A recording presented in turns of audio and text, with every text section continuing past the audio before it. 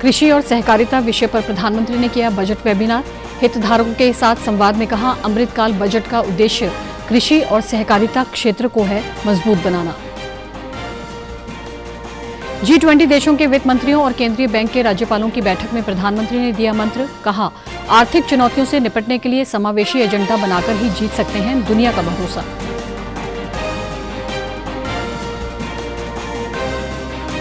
और हरियाणा का वित्त वर्ष 2023-24 का 1,83,950 करोड़ रुपए का बजट पेश। मुख्यमंत्री ने कहा कि अमृतकाल के इस बजट में रखा गया है सभी वर्गों का ख्याल। नमस्कार, चंडीगढ़ से आपका स्वागत है। मैं हूं भानुप्रिया। अब समाचार विस्तार से।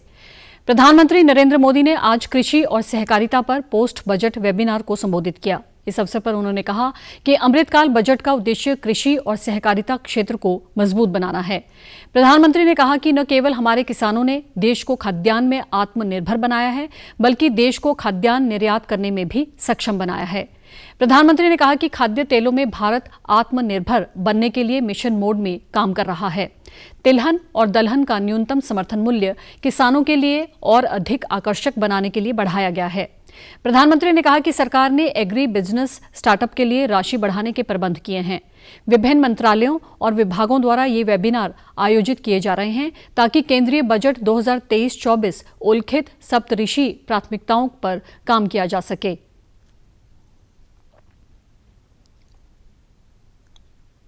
एग्री टेक स्टार्टअप्स के लिए एक्सेलरेटर फंड की व्यवस्था की गई है। इसलिए हम सिर्फ डिजिटल इंफ्रास्ट्रक्चर का निर्माण ही नहीं कर रहे हैं, बल्कि हम आपके लिए फंडिंग एवेन्यूज भी तैयार कर रहे हैं। तो अब हमारे युवा एंटरप्रेन्योर्स की बारी है, वो उत्साह से आगे बढ़े और लक्ष्य हासिल करके दिखाएं। वेबिनार में विभिन्न मंत्रालयों और विभागों तथा सभी संबंधित पक्षों के प्रयासों का समन्वय किया जा रहा है ताकि त्रैमासिक लक्ष्यों के लिए कार्य योजना तैयार की जा सके। प्रधानमंत्री के नेतृत्व में सरकार ने पिछले कुछ वर्षों में कई बजट से संबंधित सुधार किए हैं। बजट के बाद वेबिनार का विचार प्रधानमंत्री की सृजनशीलता था ताकि सरकारी और निजी क्षेत्र, अकादमिक हस्तियों, उद्योग जगत और प्रैक्टिस करने वाले लोगों को एक मंच पर लाया जा सके। हरियाणा के मुख्यमंत्री मनोहर लाल ने वीरवार को भाजपा जजपा गठबंधन सरकार का चौथा वार्षिक बजट पेश किया। मुख्यमंत्री ने वित्त मंत्री होने के नाते प्रदेश का आज तक का सबसे बड़ा 1,83,950 करोड़ रुपए का बजट पेश किया। उन्होंने इसे अमृतकाल का बजट बताते हुए कहा कि इसमें सभी वर्गों का ख्याल रखा गया है और बजट में कोई भी नया कर नहीं लगाया गया है। इस दौरान मुख्यमंत्री ने कहा कि आयुष्मान व चिरायु योजना का लाभ 3 लाख तक की वार्षिक आय वाले परिवार भी ले सकेंगे। युवाओं पर ज्यादा ध्यान केंद्रित कर इस वित्त वर्ष में 65,000 नई पक्की भर्तियां होंगी। युवा स्टार्टअप्स के लिए 200 करोड़ का नया वेंचर कैपिटल फंड बनेगा। सरकारी ITI में प्रवेश लेने वाली 3 लाख रुपए वार्षिक से कम पारिवारिक आय वाली लड़की को 2,500 रुपए वित्तीय सहायता दी जाएगी।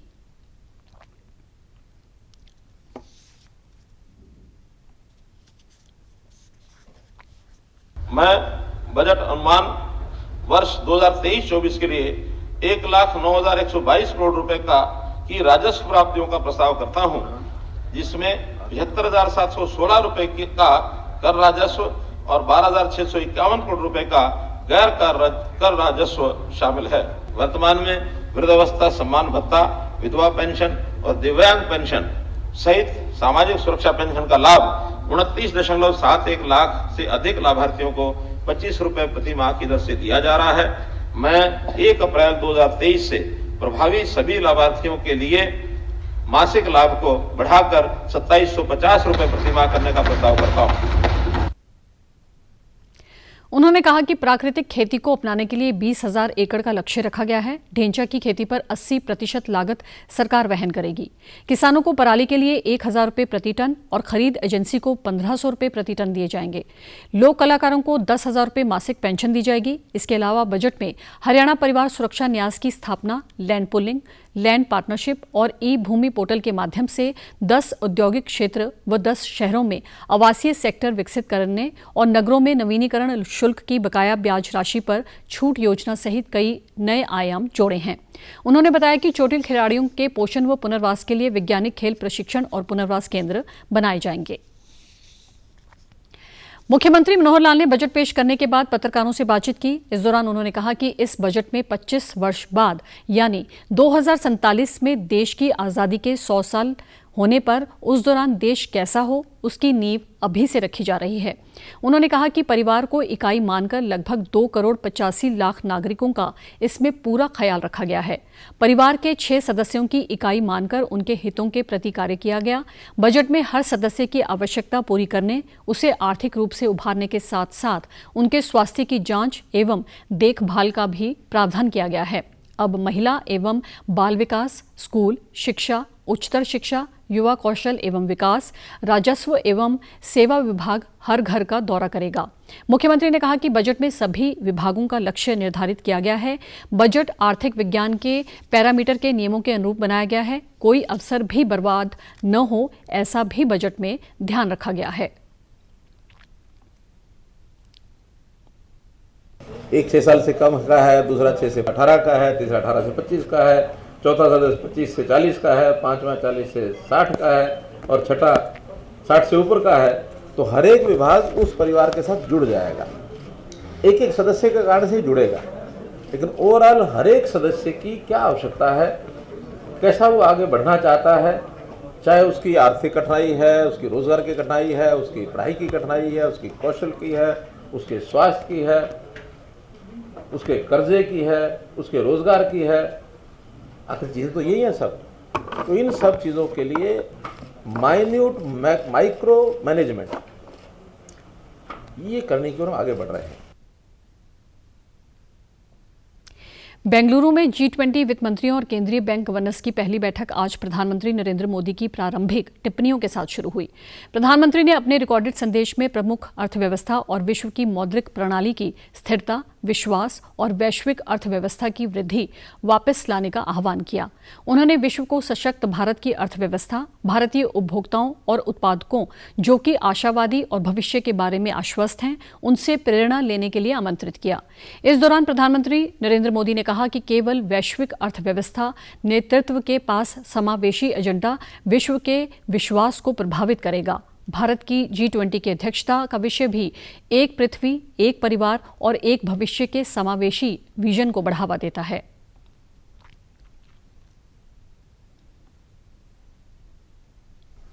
I would urge that your discussions should focus on the most vulnerable citizens of the world. Only by creating an inclusive agenda will the global economic leadership win back the confidence of the world.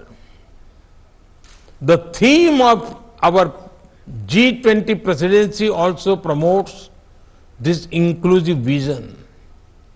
One earth, one family, one future. वित्त मंत्री निर्मला सीतारमण ने कहा कि G20 वैश्विक प्रमुख engine और नए विचारों का इनक्यूबेटर हो सकता है। 2 दिन की बैठक में करीब 500 प्रतिनिधि भाग लेंगे। मोहाली में कल से 5वां प्रगतिशील पंजाब निवेशक सम्मेलन शुरू हो गया है। इसमें देश विदेश से निवेशक पहुंच रहे हैं। इस मौके पर पंजाब के मुख्यमंत्री भगवंत मान ने कहा कि यहां निवेश के इच्छुक उद्योगपति सीधे जमीन पर जाकर उद्योग स्थापित करें। सरकार उन्हें MOU, NOC और CLU जैसी औपचारिकताओं में नहीं उलझाएगी। उन्होंने कहा कि राज्य में निवेश का इंतजार करने के बजाय उन्होंने राज्य में निवेश करने के लिए उद्यमियों तक पहुंच करने के लिए घर घर जाने की नीति अपनाई है। तो फॉर दिस इंडस्ट्री कैंपेन जहां पे आज हम बैठे हैं, इस समिट के लिए मैंने कैंपेन के लिए डोर टू डोर वाला तरीका चुना। I will go to you. मैं हैदराबाद गया, मैं मुंबई गया, 1-to-1 मीटिंग हुई, घंटा भी लगा एक मीटिंग में, 2 घंटे भी लगे, बातें इंडस्ट्री के बिना भी हुई, सिर्फ इंडस्ट्री की नहीं हुई। जैसा कि मुझे पहली बार पता चला कि गोदरेज जो है उसके नानके तो पटियाला में है, तो गोदरेज तो हमारा ही है फिर। भारतीय मित्र वो तो पहले ही हमारा, एयरटेल तो पहले ही हमारा है। So Kargil is very successful and owned by India and specially Punjabis. उन्होंने 3 करोड़ पंजाबियों के परिवार में शामिल होने के लिए कारोबारियों का स्वागत करते हुए उनको राज्य के सामाजिक आर्थिक विकास में हिस्सेदार बनने का न्योता दिया। भगवंत मान ने पंजाब को देश का औद्योगिक हब बनाने के लिए राज्य सरकार और उद्योगपतियों के दरमियान मजबूत सांझ की उम्मीद जाहिर की। भगवंत मान ने कहा कि नीति का उद्देश्य आने वाले 5 सालों में बड़े निवेश को आकर्षित करना और अधिक से अधिक रोजगार पैदा करना है। मुख्यमंत्री भगवंत मान ने कहा कि उनको ये बताते हुए खुशी हो रही है कि पंजाब में मार्च 2022 से अब तक 4,000 करोड़ रुपए से अधिक का निवेश आया है, जिससे राज्य में लगभग 2.5 लाख रोजगार के मौके पैदा हुए हैं, जिनमें Tata Steel, Nestle, Freudenberg, Cargill, Hindustan Unilever, Sanatan Textile जैसी बड़ी कंपनियां राज्य में आई हैं।